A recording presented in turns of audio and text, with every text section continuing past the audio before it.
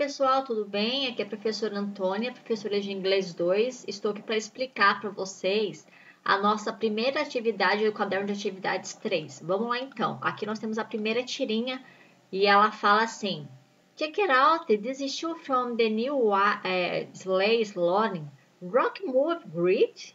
Oh, it's got Wallace from the wire in it? It's not really college. Read, is it? If it's not, if should be. Então aqui está acontecendo um diálogo que ele fala assim: dá uma olhada nesse novo filme de rock do Sly Stallone. Ambição, né? Esse é o Wallace do filme. Aqui tá vendo The Wire? Eu fui pesquisar. Esse Wire é uma série. Não sei se vocês já assistiram. Aqui, ó, traduzindo é A Escuta. É essa série aqui, tá? Aí que tem a sinopse, tem até o nome do cara aqui, tudinho. Então, voltando aqui para nossa atividade, aí ela fala assim, ó.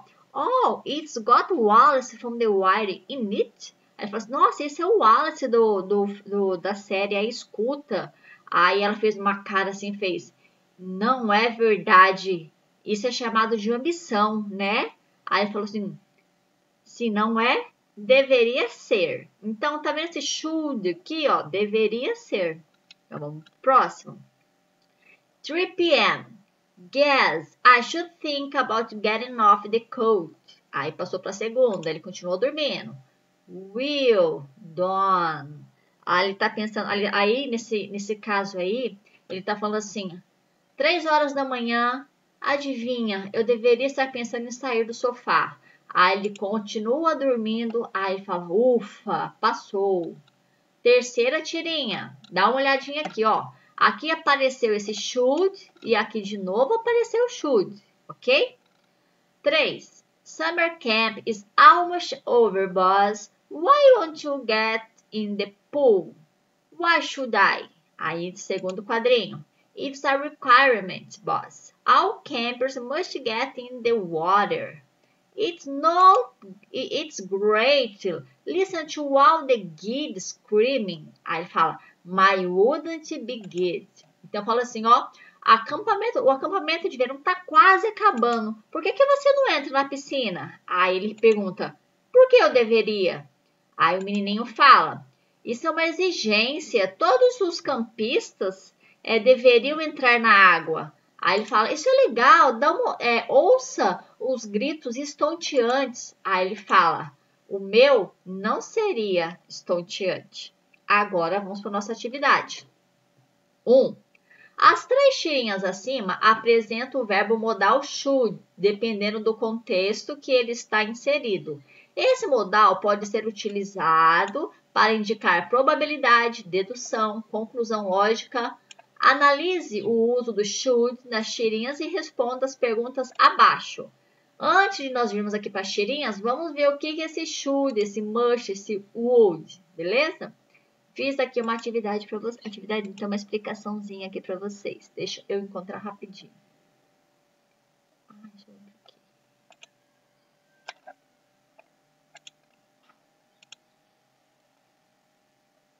Aqui, achei.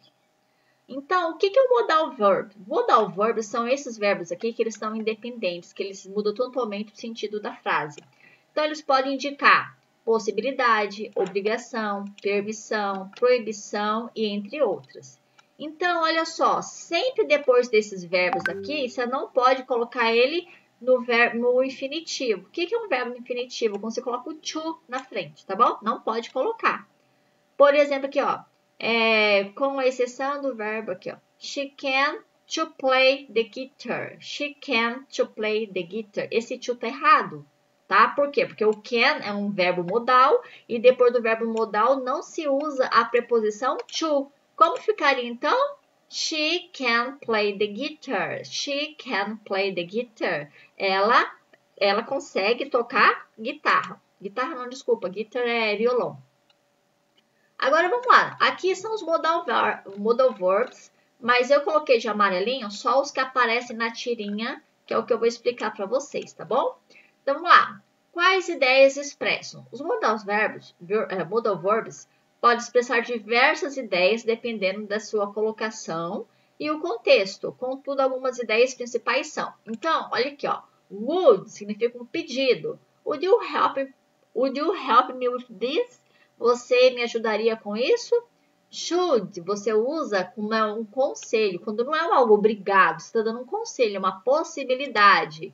You should do your homework. You should do your homework. Você deveria fazer o seu dever de casa. É um conselho. E o must, você usa o must como uma obrigação. He must pay the bills. He must pay the bills. Ele deve pagar as contas. E aqui tem outros modal verbs, tá? Que depois vocês dão uma olhadinha aí na pesquisa da internet, que vocês vão ver no significado deles. Por enquanto, eu vou chegar nesses 3 aqui, que é o que nos interessa.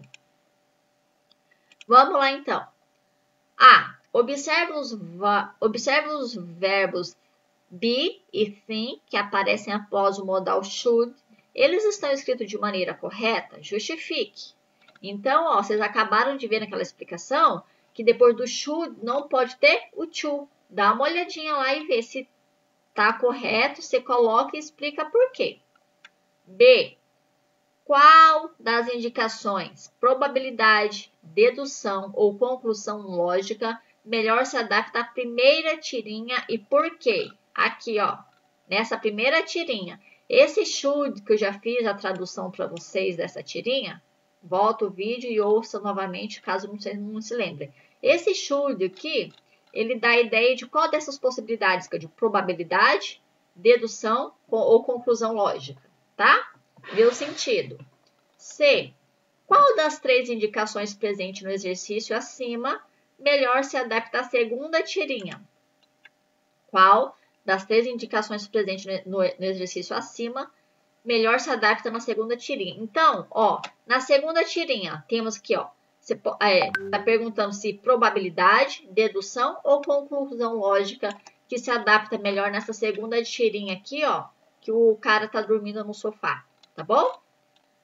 Vamos lá, letra C. Qual das 3 indicações presentes no exercício acima melhor...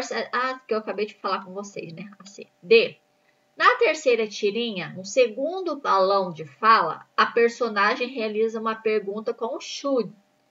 Portanto, há uma mudança na organização do pronome. O que aconteceu de diferente em relação às frases das tirinhas 1 e 2? Olha aqui, ó. Aqui ele fala assim... Why should I? Why should I? Se vocês perceberem aqui, ele fala assim aqui, ó. I should think. Eu deveria pensar. Aqui ele inverteu. Por que inverteu, será? Porque quando for pergunta, você começa a sua frase depois aqui do pronome interrogativo, você começa com o should, tá? Deixa eu tentar demonstrar aqui para vocês, ó. Por exemplo, essa frase aqui, ó, tá escrito assim. You should do your homework. Você deveria fazer a sua tarefa. Aí, se fosse fazer uma pergunta, seria assim, ó. Should, começaria com should, tá bom? Should you do your homework?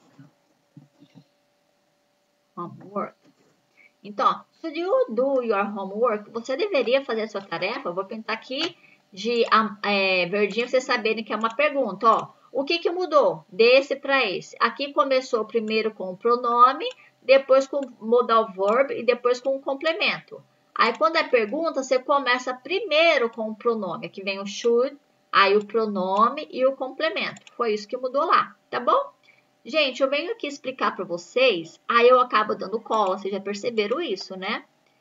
Isso não deveria ser, mas quando estamos à distância, acaba facilitando a vida para explicar melhor. E essa é a atividade número 1. Daqui a pouquinho eu gravo um vídeo para explicar a atividade número 2, tá bom? Dúvidas? Estou à disposição para ajudá-los. Um beijinho.